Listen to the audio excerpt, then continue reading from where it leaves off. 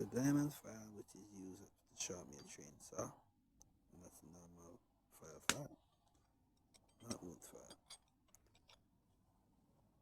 Knife sharpener.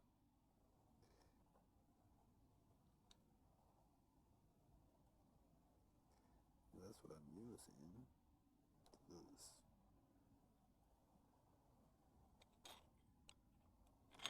So, from the masonry drill bit to these. I post a video with the book. You can use the knife sharpener, which you see here.